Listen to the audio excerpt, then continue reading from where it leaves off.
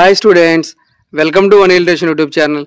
So ఈరోజు ఏంటంటే మనం ఈ వీడియోలో ఏపీ డిఎస్సి రాసినటువంటి స్టూడెంట్స్ ఎవరైతే ఉన్నారో వాళ్ళందరి యొక్క మైండ్స్లో ఉన్నటువంటి ఒక డౌట్ ఏంటంటే అసలు ఏ షిఫ్ట్ అనేది కష్టంగా ఉంది. సో చాలామంది ఏంటంటే లాస్ట్ టైం నేను మన ఛానల్ ఒక వీడియో అనేది అప్లోడ్ చేయడం జరిగింది. ఆ యొక్క వీడియోలో ఏంటంటే అసలు ఈ యొక్క ఏపీ డిఎస్సి 2025కి సంబంధించి ఎక్స్పెక్టెడ్ కట్ ఆఫ్ అనేది ఎంత ఉంటుందని చెప్పి ఆ వీడియోలో నేను ఎక్స్ప్లెయిన్ చేయడం జరిగింది. సో దాని కింద కామెంట్ సెక్షన్లో ఏంటంటే చాలామంది సార్ మా షిఫ్ట్ కష్టంగా వచ్చిందని చెప్పి, కొంతమంది లేదు మా షిఫ్ట్ కష్టంగా వచ్చిందని చెప్పి చాలామంది వాళ్ళ యొక్క డౌట్స్, అదేవిధంగా వాళ్ళ యొక్క మార్క్స్ అన్నీ కూడా నాకు కామెంట్ సెక్షన్లో చెప్పడం జరిగింది. సో దాంతోపాటు ఏంటంటే అసలు ఈ యొక్క డిఎస్సి 2025 ఎగ్జామ్ అనేది ఏ షిఫ్ట్లో కష్టంగా వచ్చింది, దాంతోపాటు అసలు ఆ యొక్క షిఫ్ట్కి సంబంధించి ఎన్ని మార్కులు అనేవి హైయెస్ట్ మార్క్స్ కింద రావడం జరిగింది.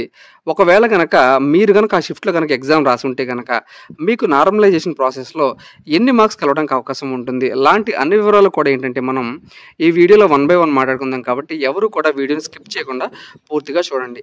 మీకు వచ్చినటువంటి మార్క్స్ కానీ లేదా మీరు ఎక్కడి నుంచి ఈ వీడియో చూస్తున్నారు కింద కామెంట్ సెక్షన్లో నాతో మీరు చెప్పండి. సో ఫస్ట్ ఏంటంటే మనకి చాలామంది అనుకుంటున్నట్టు 17th March షిఫ్ట్ అనేది కష్టం కాదు.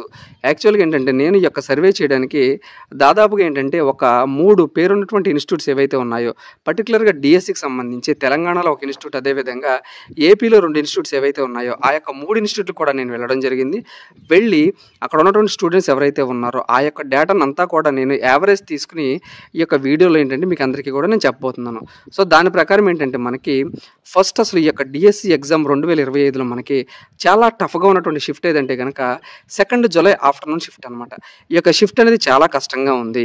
ఈ యొక్క షిఫ్ట్లో ఏంటంటే హైయెస్ట్ మార్క్స్ వచ్చేసి మనకి 80 మార్కులు రావడం జరిగింది. అంటే ఈ యొక్క షిఫ్ట్లో ఎవరైతే ఎగ్జామ్స్ రాశారో వాళ్ళందరికీ సంబంధించి హైయెస్ట్ మార్క్స్ అనేవి ఏంటంటే 80 మార్కుల కింద రావడం జరిగిందనమాట. సో ఈ యొక్క షిఫ్ట్ ఎవరైతే రాశారో వాళ్ళందరికీ కూడా నార్మలైజేషన్ ఏంటంటే మనకి దాదాపుగా 5 నుంచి 7 మార్కులు కలవడానికి అవకాశం ఉంది. ఒకవేళ కనుక మీరు ఈ షిఫ్ట్లో కనుక ఎగ్జామ్ రాస్తే మీరు ఇప్పుడు ఆల్రెడీ మార్క్స్ క్యాలిక్యులేట్ చేసుకున్నారు కాబట్టి ఆ యొక్క మార్క్స్కి 5 నుంచి 7 మార్కులు మీరు క్యాలిక్యులేట్ చేసుకోండి. నెక్స్ట్ చూసినట్లయితే మనకి రెండవ టఫెస్ట్ షిఫ్ట్ ఏదంటే మనకి 2 July మార్నింగ్ అనమాట. అంటే July 2 మార్నింగ్ షిఫ్ట్ ఎవరైతే రాశారో వాళ్ళ షిఫ్ట్ అనేది మనకి 2nd టఫెస్ట్ అనమాట. సో ఈ యొక్క షిఫ్ట్లో హైయెస్ట్ మార్క్స్ కనుక మనం చూసినట్లయితే కనుక 82 మార్క్స్ అనేవి హైయెస్ట్ మార్క్స్ కింద రావడం జరిగింది.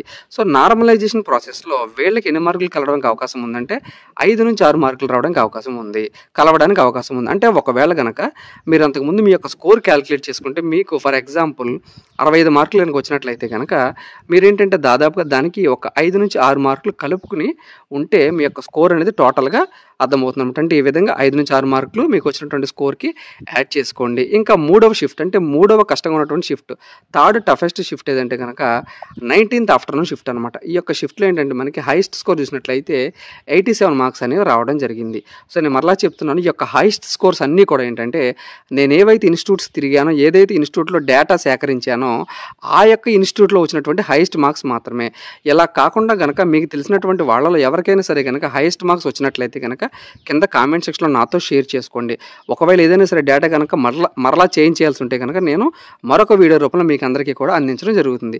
ఈ యొక్క 19th ఆఫ్టర్నూన్ షిఫ్ట్ ప్రకారం ఏంటంటే మనకి నార్మలైజేషన్ ప్రాసెస్లో 4 నుంచి 6 మార్కులు ఈ యొక్క షిఫ్ట్లు ఎవరైతే రాశారో వాళ్ళకి కలవడానికి అవకాశం ఉంది.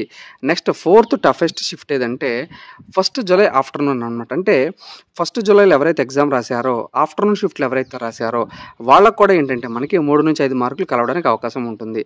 సో ఈ యొక్క షిఫ్ట్లో హైయెస్ట్ మార్క్స్ ఒకసారి కనుక మనం చూసుకున్నట్లయితే కనుక 83 మార్కులు రావడానికి అవకాశం అనేది ఉందన్నమాట. అంటే ఈ యొక్క 1 July ఆఫ్టర్నూన్ షిఫ్ట్ ఎవరైతే రాశారో ఆ యొక్క రాసిన వాళ్ళలో హైయెస్ట్ మార్క్స్ వచ్చేసి 83, వాళ్ళకి నార్మలైజేషన్ ప్రాసెస్లో 3 నుంచి 5 మార్కులు కలవడానికి అవకాశం అనేది ఉంది. నెక్స్ట్ 5th టఫెస్ట్ షిఫ్ట్ ఏదంటే కనుక 1 July మార్నింగ్ షిఫ్ట్ అనమాట. ఈ యొక్క మార్నింగ్ షిఫ్ట్లో ఎవరైతే ఎగ్జామ్ రాశారో మీది ఏంటంటే ఉన్నటువంటి షిఫ్ట్లన్నింటిలో కూడా 5వ టఫెస్ట్ షిఫ్ట్ అనమాట. ఈ యొక్క షిఫ్ట్లో హైయెస్ట్ స్కోర్ ఒకసారి చూసినట్లయితే మనకి 80 మార్కులు రావడం జరిగింది. నేను సేకరించినటువంటి డేటా ప్రకారం మాత్రమే. అదేవిధంగా వీరిలో ఏంటంటే 3 నుంచి 4 మార్కులు ఈ యొక్క షిఫ్ట్లో ఎవరైతే రాశారో వాళ్ళకందరికీ కూడా మార్క్స్ నార్మలైజేషన్ ప్రాసెస్లో కలవడానికి అవకాశం అనేది 99% ఉందన్నమాట. ఇంకొకటి ఏంటంటే 6th షిఫ్ట్ అనమాట. సో నేను ఇక్కడ ఏంటంటే మొత్తం కూడా ఒక 10 షిఫ్ట్లు తీసుకోవడం తీసుకోవడం జరిగింది. టఫ్గా ఉన్నటువంటి 10 షిఫ్ట్లలో మనకి 6వ టఫెస్ట్ షిఫ్ట్ ఏదంటే కనుక మనకి 13th ఆఫ్టర్నూన్ షిఫ్ట్ అనమాట. అంటే 13th ఆఫ్టర్నూన్ షిఫ్ట్లో ఎవరైతే ఎగ్జామ్ రాశారో వాళ్ళందరికీ సంబంధించి హైయెస్ట్ మార్క్స్ ఒకసారి చూసినట్లయితే మనకి 84 మార్కులు రావడానికి అవకాశం ఉంది. సో ఇంకొకటి ఏంటంటే ఈ యొక్క షిఫ్ట్లు ఎవరైతే ఎగ్జామ్ రాశారో వాళ్ళకి నార్మలైజేషన్ ప్రాసెస్లో 4-5 మార్కులు కలవడానికి ప్రతి ఒక్క విద్యార్థికి అవకాశం ఉంది. స్టూడెంట్స్ అందరూ కూడా గమనించండి. నెక్స్ట్ 7వ షిఫ్ట్ ఏంటంటే కనుక 17th మార్నింగ్ షిఫ్ట్ అనమాట. ఈ యొక్క 17th మార్నింగ్ షిఫ్ట్ యొక్క హైయెస్ట్ స్కోర్ చూసినట్లయితే కనుక 87 మార్క్స్ ఉన్నాయి అనమాట. అంటే 87+ ఉన్నాయి. సో ఈ యొక్క షిఫ్ట్లో కనుక మీరు ఎగ్జామ్ రాసి ఉంటే కనుక నార్మలైజేషన్ ప్రాసెస్లో మీకు 3-5 మార్కులు యాడ్ అవ్వడానికి అవకాశం ఉంటుంది. కాబట్టి మీకు ఆల్రెడీ క్యాలిక్యులేట్ చేసుకున్నటువంటి మార్క్స్కి ఒక 3 to 5 మార్క్స్ మీరు యాడ్ చేసుకోండి. ఇంకా 8th టఫెస్ట్ షిఫ్ట్ ఏదంటే కనుక 18th మార్నింగ్ షిఫ్ట్ అనమాట. ఈ యొక్క మార్నింగ్ షిఫ్ట్లో హైయెస్ట్ స్కోర్ వచ్చేసి 85+ మార్క్స్ రావడం జరిగింది.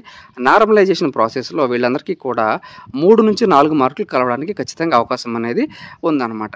సో మీరు ఏ షిఫ్ట్లో ఎగ్జామ్ రాశారు, దాంతోపాటు మీ యొక్క షిఫ్ట్కి సంబంధించి ఎన్ని మార్కులు వచ్చాయి అనేది కింద నాతో కామెంట్ సెక్షన్లో మీరు అందరూ కూడా షేర్ చేసుకోండి. దాన్ని బట్టి నేను మరలా ఒక పోల్ కూడా పెట్టడం జరిగింది. సో దాని ప్రకారం మనం నిజంగా ఎక్స్పెక్టెడ్ కట్ ఆఫ్ అనేది అంచనా వేద్దాం. దాంతోపాటు నెక్స్ట్ ఏంటంటే నేను ఇండివిజువల్గా ఏ జిల్లాకి సంబంధించి కట్ ఆఫ్ అనేది ఎంత ఉంటుంది, ఎన్ని పోస్టులు అనేవి మనకి కేటాయించడం జరిగింది, ఇవన్నీ కూడా ఏంటంటే నేను రానున్న 2-3 రోజుల్లో మీకు అందరికీ కూడా వీడియో రూపంలో అందించడం జరుగుతుంది. కాబట్టి ఖచ్చితంగా నేను నెక్స్ట్ వీడియోస్లో ఏంటంటే ప్రతి జిల్లాకి సంబంధించినటువంటి కట్ ఆఫ్ అనేది నేను అప్డేట్ ఇవ్వడం అనేది జరుగుతుంది అనమాట. సో 19th మార్నింగ్ షిఫ్ట్ కనుక చూసుకున్నట్లయితే మనకి 9th టఫెస్ట్ షిఫ్ట్ అనమాట. అంటే ఉన్నటువంటి 10 టఫెస్ట్ షిఫ్ట్లో మనకి 9వ ప్లేస్లో మనకి 19th మార్నింగ్ షిఫ్ట్ ఉందన్నమాట. ఈ యొక్క మార్నింగ్ షిఫ్ట్లో మనకి హైయెస్ట్ స్కోర్ చూసినట్లయితే కనుక 90+ మార్క్స్ రావడం జరిగింది. సో ఈ యొక్క షిఫ్ట్లో ఎవరైతే ఎగ్జామ్స్ రాశారో వాళ్ళందరికీ ఏంటంటే నార్మలైజేషన్ ప్రాసెస్లో 2-3 మార్కులు కలవడానికి అవకాశం అనేది ఉందన్నమాట. సో ఇంకా లాస్ట్ షిఫ్ట్ చూసుకున్నట్లయితే కనుక మనకి 18th ఆఫ్టర్నూన్ షిఫ్ట్ అనమాట. సో 18th ఆఫ్టర్నూన్ ఎవరైతే రాశారో వాళ్ళకి ఏంటంటే మనకి మార్క్స్ అనేవి చాలా ఎక్కువగా రావడం జరిగింది. సో దాంతోపాటు ఏంటంటే నార్మలైజేషన్ ప్రాసెస్లో ఎవరైతే ఈ యొక్క షిఫ్ట్లో ఎగ్జామ్ రాశారో వాళ్ళకి ఏంటంటే ఎక్కువగా మార్క్స్ అనేవి కలవడానికి అవకాశం లేదు. ఎందుకంటే ఈ యొక్క షిఫ్ట్ అనేది చాలా ఈజీ షిఫ్ట్ అనమాట. సో ఈ యొక్క షిఫ్ట్లో ఏంటంటే మనకి నార్మలైజేషన్ ప్రాసెస్లో 1-2 మార్కులు కలవడానికి అవకాశం అనేది ఉందన్నమాట. సో ఒకసారి మనం ఏంటంటే ఫస్ట్ ఈజీ షిఫ్ట్ అయితే దాని నుంచి మనం టాప్ ఆర్డర్ ప్రకారం కష్టమైన షిఫ్ట్ ఏంటని చూసుకున్నట్లయితే కనుక ఫస్ట్ మనకి ఈజీ షిఫ్ట్ ఏంటంటే 18th ఆఫ్టర్నూన్ షిఫ్ట్ అనేది మనకి ఫస్ట్ బాగా ఈజీగా ఉన్నటువంటి షిఫ్ట్ అనమాట. నెక్స్ట్ 19th మార్నింగ్ షిఫ్ట్ అనేది మనకి ఇంకా దీని తర్వాత షిఫ్ట్ అనమాట, ఈజీగా ఉన్నటువంటి షిఫ్ట్. సో 19th మార్నింగ్ తర్వాత మనకి 18th మార్నింగ్ షిఫ్ట్ అనేది కొద్దిగా కష్టం ఉన్నటువంటి షిఫ్ట్ అనమాట, 3వ ప్లేస్ అనమాట ఇది. సో 18th మార్నింగ్ తర్వాత దీనికంటే కష్టంగా ఉన్న షిఫ్ట్ మనకి 17th morning shift. So 17th morning shift తర్వాత మనకి ఇంకా కష్టంగా ఉన్నటువంటి షిఫ్ట్ ఏంటంటే 13th ఆఫ్టర్నూన్ షిఫ్ట్ అనమాట. అంటే ఈ విధంగా ఏంటంటే మనకి కింద నుంచి పైకి ఏంటంటే మనకి ఈజీ నుంచి మనకి కష్టంగా ఉన్నటువంటి షిఫ్ట్స్ అనమాట. సో 13th ఆఫ్టర్నూన్ తర్వాత మనకి బాగా కష్టంగా ఉన్నటువంటి షిఫ్ట్ 1st జూలై మార్నింగ్ అనమాట. ఈ యొక్క 1st జూలై మార్నింగ్ తర్వాత మనకి బాగా కష్టంగా ఉన్న షిఫ్ట్ 1st జూలై ఆఫ్టర్నూన్. ఈ యొక్క 1st జూలై ఆఫ్టర్నూన్ తర్వాత మనకి ఇంకా టఫ్గా ఉన్నటువంటి షిఫ్ట్ ఏదంటే 19th ఆఫ్టర్నూన్ షిఫ్ట్ అనమాట. ఈ యొక్క 19th ఆఫ్టర్నూన్ షిఫ్ట్ తర్వాత కూడా 2nd ప్లేస్లో ఉన్నటువంటి బాగా కష్టంగా వచ్చినటువంటి పేపర్ ఏదైతే ఉందో ఆ యొక్క షిఫ్ట్ ఏంటంటే కనుక మనకి 2nd జూలై మార్నింగ్ అనమాట. సో ఎవరైతే 2వ తారీఖు జూలై నెల మార్నింగ్ షిఫ్ట్లో ఎగ్జామ్స్ రాశారో మీ యొక్క షిఫ్ట్ అనేది 2nd ప్లేస్లో ఉంది. ఇంకా ఫైనల్గా ఏంటంటే బాగా కష్టంగా ఉన్నటువంటి షిఫ్ట్ ఏదంటే కనుక 2nd జూలై ఆఫ్టర్నూన్. అంటే 2nd జూలైలో ఎగ్జామ్ ఎవరైతే రాశారో ఆఫ్టర్నూన్ షిఫ్ట్లో వాళ్ళ యొక్క పేపర్ అనేది చాలా కష్టంగా ఉందన్నమాట. సో ఈ విధంగా ఏంటంటే నేను అనాలిసిస్ అనేది చేయడం జరిగింది. సో మరలా గమనించింది ఇదంతా కూడా ఏంటంటే కేవలం ఒక ప్రిడిక్షన్, అంటే ఒక అంచనా మాత్రమే. సో మీకు ఎన్ని మార్క్స్ వచ్చాయి అవన్నీ కూడా నాతో మీరు షేర్ చేసుకోండి. ఈ వీడియో ఎలా ఉందో కూడా మీ అభిప్రాయాన్ని కామెంట్ సెక్షన్లో చెప్పండి. Thank you.